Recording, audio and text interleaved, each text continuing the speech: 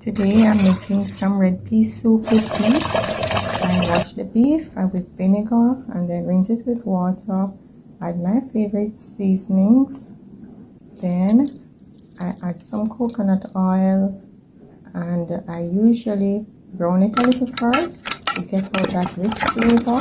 I don't add the meat to the peas. I brown the meat.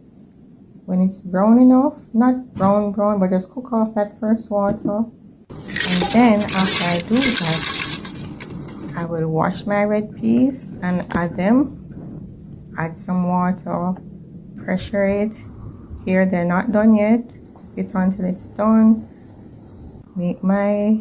Cut and peel my provisions. And I also add coconut cream. Let that simmer down.